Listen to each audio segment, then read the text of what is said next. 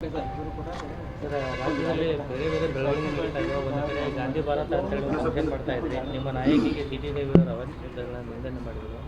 ಆ ಹಿನ್ನೆಲೆಯಲ್ಲಿ ತಾವೇನು ಮಾಡಿದ್ದೀರಿ? ನೋಡಿ, ಇದು ಭಾಳ ನಾವ್ಯಾರೂ ನಿರೀಕ್ಷೆ ಮಾಡಿದಂಥ ರೀತಿಯಲ್ಲಿ ಅವತ್ತು ವಿಧಾನ ಪರಿಷತ್ತಲ್ಲಿ ಈ ಘಟನೆ ಆಗಿದೆ. ಇವತ್ತು ಬಿ ಜೆ ಪಿಯವರಿಗೆ ಏನಾದರೂ ಕಿಂಚಿತ್ತು ಜವಾಬ್ದಾರಿ ಇದ್ದರೆ ಇವತ್ತು ಇದನ್ನು ಬೇರೆ ರೀತಿಯಲ್ಲಿ ಇದನ್ನು ಬಿಂಬಿಸ್ತಕ್ಕಂಥ ಕೆಲಸವನ್ನು ಬಿಡಬೇಕು. ಇವತ್ತು ಸಿ ಟಿ ರವಿಯವರಿಂದ ಆಗಿರ್ತಕ್ಕಂಥ ಅಚಾತುರ್ಯವನ್ನು ಅವರು ಒಪ್ಕೋಬೇಕಾಗತ್ತೆ ಮತ್ತು ಅದಕ್ಕೆ ಯಾವ ರೀತಿ ಈ ರಾಜ್ಯದ ಮಹಿಳೆಯರನ್ನು ಮತ್ತು ವಿಶೇಷವಾಗಿ ಲಕ್ಷ್ಮೀ ಹೆಬ್ಬಾಳ್ಕರ್ ಅವರಲ್ಲಿ ಕ್ಷಮೆಯನ್ನು ಯಾಚಿಸಬೇಕಾಗುತ್ತೆ.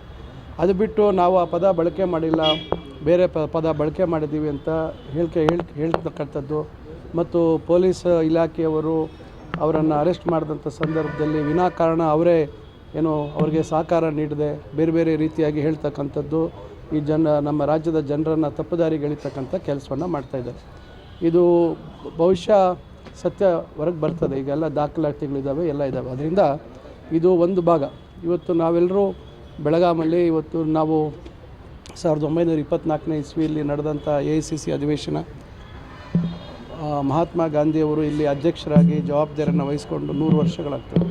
ಇದನ್ನು ಭಾಳ ವಿಜೃಂಭಣೆಯಿಂದ ಕಾಂಗ್ರೆಸ್ ಪಕ್ಷವೂ ಒಂದು ಕಡೆ ಆಚರಣೆ ಮಾಡ್ತಾಯಿದೆ ಮತ್ತು ನಮ್ಮ ಸರ್ಕಾರ ಕೂಡ ಇವತ್ತು ಗಾಂಧಿ ಪ್ರತಿಮೆಯನ್ನು ಸುವರ್ಣಸೌಧದ ಮುಂಭಾಗದಲ್ಲಿ ಅನಾವರಣ ಮಾಡ್ತಕ್ಕಂಥ ಒಂದು ಸರ್ಕಾರಿ ಕಾರ್ಯಕ್ರಮವನ್ನು ಹಮ್ಮಿಕೊಂಡಿದ್ದೇವೆ.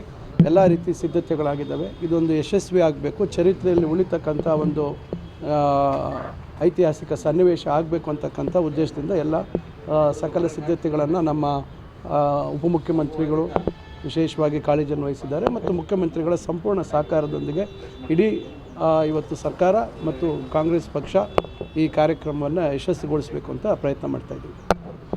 ಓಕೆ.